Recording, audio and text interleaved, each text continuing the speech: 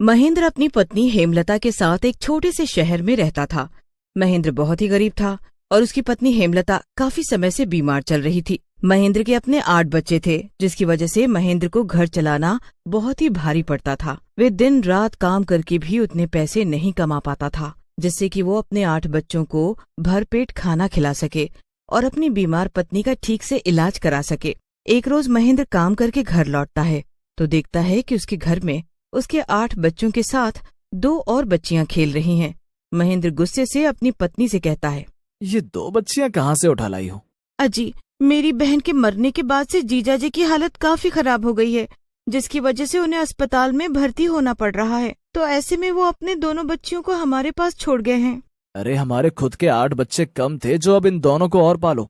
मैं तो पहले ही 8 बच्चों का ठीक से पेट नहीं भर पा रहा हूँ, अब इन दोनों का पेट कैसे भर पाऊंगा? पहले ही पड़ोस के लोग और बाकी सब लोग मेरा मजाक उड़ाते हैं कि देखो आ गया 8-8 बच्चों का बाप, और अब तो सब मुझे 10 बच्चों का बाप कहकर चढ़ाएंगे। अरे जरा अपनी हालत देखो, बीमारी के कारण खुद तो हर वक्त चारपाई पर पड़ी रहती हो और मैं सारा दिन धूप में पिसता हूँ। अजी, आप ऐसे क्यों बोल रहे हो? अजी, जैसे हमारे 8 बच्चे पल गए वैसे ही ये भी पल जाएंगे। आप ऐसे गुस्सा न करो। इन बच्चों का पेट भरने के लिए दिन भर मेरी क्या हालत होती है ये बस मैं ही जानता हूँ। कभी कभी तो लगता है कि कहीं दूर भाग जाऊं। अजी, आप ऐसे न बोलो और मुझसे एक वादा करो कि मेरे मरने के बाद आप हमेशा इन 10 बच्चों का पूरा ख्याल रखोगे। महेंद्र हेमलता की एक नहीं सुनता और वहाँ से चला जाता है। उसके जाते ही हेमलता की बीमारी की वजह से मौत हो जाती है। हेमलता की मौत को कुछ दिन बीत जाने के बाद से घर के हालत और बिगड़ने लगते हैं। घर में खाने का सभी सामान खत्म होने लगा था। तभी महेंद्र की सबसे बड़ी बेटी रेशमा एक ढाबे पर बर्तन धोने का काम करने लगती है। तभी महेंद्र वहाँ से गुजर रहा होता है कि उसकी नजर अपनी बेटी पर पड़ती है। रेशमा बेटी, तुम इस ढाबे पर लोगों के झूठे बर्तन धो रही हो? और क्या करती पिताजी, घर में खाने को कुछ भी नहीं बचा है तो मैं अपने भाई बहनों को भूखा नहीं देख सकती। बस उनका पेट भरने के लिए मुझे ये काम करना पड़ रहा है। अपनी बेटी की बात सुन महेंद्र की आंखों में आंसू भर आते हैं।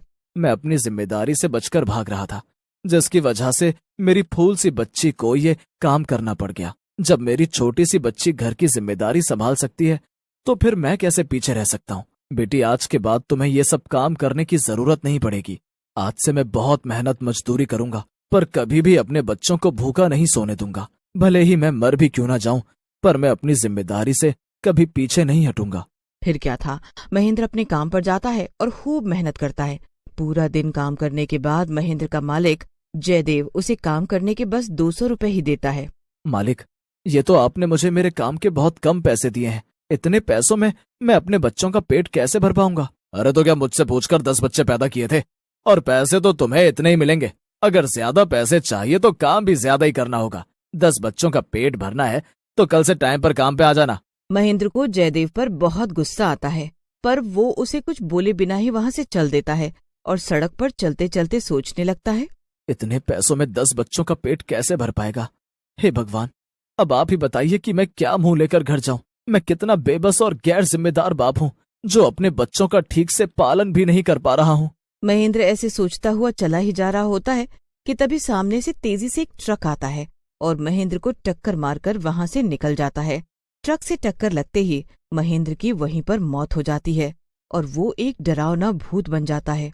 हे भगवान, ये क्या कर दिया तूने? अब मैं अपने बच्चों का पेट कैसे भरूंगा? मैंने अपनी बेटी से वादा किया था कि मैं बाप होने की पूरी जिम्मेदारी निभाऊंगा। मैं कभी भी उन्हें भूखा सोने नहीं दूंगा। हाय रे, अब मैं क्या करूं?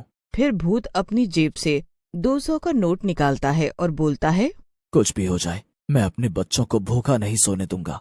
उसके लिए फिर चाहे मुझे कुछ भी क्यों ना करना पड़े। फिर भूत फिर से महेंद्र के रूप में बदल जाता है और उन 200 रुपए से खाने पीने का सामान लेकर अपने घर जाता है। पिताजी, आप आ गए? मैं कब से आपका इंतजार कर रही थी। बेटी, तुम बच्चों को खाना खिला देना और खुद भी खा लेना। मुझे भूख नहीं है इसलिए मुझे खाना मत देना। ऐसा बोलकर महेंद्र अपने सभी बच्चों के पास जाता है, उन्हें प्यार करता है और उसके बाद चारपाई पर जाकर सो जाता है। अगली सुबह महेंद्र फिर से अपने काम पर जाता है, जहाँ जयदेव महेंद्र की लाल आंखों को देखकर बोलता है, क्या हुआ महेंद्र बेटा? लगता है तुम्हारे 10 बच्चों ने रात भर तुमको सोने नहीं दिया, तभी तो आंखें एकदम लाल हो गई हैं। अब 10 बच्चे पैदा करोगे तो ये सब तो झेलना ही पड़ेगा ही। हाँ, एक तो बेचारी महेंद्र भाई की पत्नी नहीं रही, फिर ऐसे में बेचारे महेंद्र को ही इतने सारे बच्चों का बोझ झेलना पड़ेगा। क्यों? महेंद्र को जयदेव की बात पर काफी गुस्सा आता है और वो गुस्से से जयदेव का गला पकड़ लेता है और भारी आवाज में बोलता है, जयदेव के बच्चे, तूने मेरे बच्चों को बोझ कहा? अरे तू तो खुद इस धरती पर एक बोझ है, और अगर आज के बाद तूने मेरे 10 बच्चों को लेकर मजाक उड़ाया ना, तो मैं तेरा खून पी जाऊंगा। अरे महेंद्र, ये क्या कर रहा है तू? तेरे अंदर कोई आत्मा वात्मा तो नहीं आ गई जो तू मेरा गला दबाना चाहता है? अरे अरे छोड़ मेरा गला। अगर मुझे जरा भी खरोच आई ना, तो मैं तुझे अभी के अभी काम से बाहर निकाल दूंगा।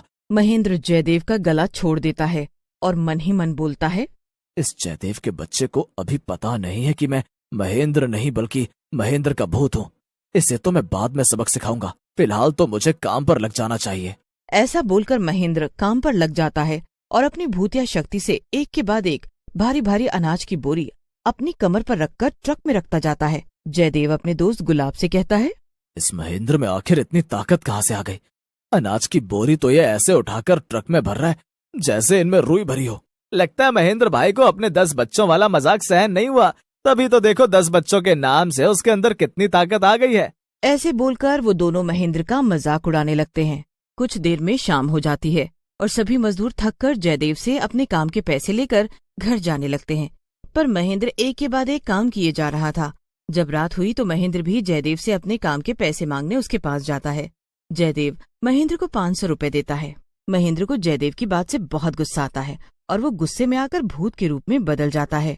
भूत भूत, अरे अरे मर गया रे, मर गया। ये महेंद्र एक भूत कैसे बन गया? क्या हुआ जयदेव? अरे तेरे तो चेहरे का रंग ही बदल गया। अब बता कि तू मेरे काम के कितने पैसे देगा? अरे अरे भूत भाई, मुझे जाने दो, और आपको जितने पैसे चाहिए आप ले लो, पर मेरी जान बख्श दो। तूने बहुत मजाक उड़ाया था ना मुझे 10 बच्चों का बाप बोलकर, मेरे बच्चों को चिल्लड़ पार्टी बोलकर। अब देख मैं तेरा क्या हाल करता हूँ। फिर भूत जयदेव के सारे पैसे ले लेता है और उसके बाद उसे गला दबाकर मार डालता है। भूत फिर से महेंद्र के रूप में आकर अपने बच्चों के लिए अच्छा अच्छा खाना और उनके लिए कपड़े लेकर घर जाता है। सभी बच्चे अच्छा अच्छा खाना और कपड़े देकर बहुत खुश हो जाते हैं। फिर महेंद्र अपनी भूतिया शक्ति से ढेर सारा काम करता है और खूब पैसे कमाता है। फिर कुछ ही दिनों में महेंद्र एक बड़ा आदमी बन गया और उसने अपनी पत्नी के नाम पर एक फैक्ट्री भी खोल ली। एक रात महेंद्र अपने कमरे में अपनी पत्नी की तस्वीर के सामने अपने भूतिया रूप में आकर उससे बात करने लगता है। हेमलता, मैं जानता हूँ कि मैंने तुम्हें बहुत दुख दिए थे और हमेशा अपने 10 बच्चों की जिम्मेदारी से दूर भागता था, पर आज देखो मैं मरने के बाद भी तुमसे किया वादा निभा रहा हूँ। मैं अपने 10 बच्चों को प्यार भी करता हूँ और उनकी पूरी देखभाल भी करता हूँ, पर मैं ये भी जानता हूँ कि मैं एक भूत हूँ और मैं ज्यादा दिनों तक अपने बच्चों के पास नहीं रह सकता। तभी वहाँ रेशमा आ जाती है। रेशमा को देखकर महेंद्र का भूत काफी सहम जाता है। पिताजी, आप एक भूत हैं। मैंने आपकी सारी बातें सुन ली हैं। आप हमें छोड़कर कहीं नहीं जाओगे ना पिताजी? मेरी बेटी, तुम बहुत समझदार हो, पर अब जब तुम्हें सब कुछ पता चल गया है तो मुझे यहाँ से जाना ही होगा। पर मैं जानता हूँ कि मेरे जाने के बाद मेरी बेटी अपने भाई बहनों का खूब अच्छे से ख्याल रखेगी। पर मैं तुमसे वादा करता हूँ मेरी बच्ची कि जिंदगी में कभी भी तुम्हें मेरी जरूरत पड़े तो बस मुझे याद कर लेना। मैं तुम्हारे पास होऊंगा। मैं अपने 10 बच्चों का ख्याल हमेशा रखूंगा। ऐसे बोलकर महेंद्र वहाँ से गायब हो जाता है। रेशमा उम्र में बड़ी थी और काफी समझदार भी थी, इसीलिए वो अपने भाई बहनों का ध्यान अच्छे से रखती थी। और जब भी रेशमा को अपने पिता की याद आती या महेंद्र को अपने बच्चों की याद आती, वो उनसे मिलने आ जाया करता।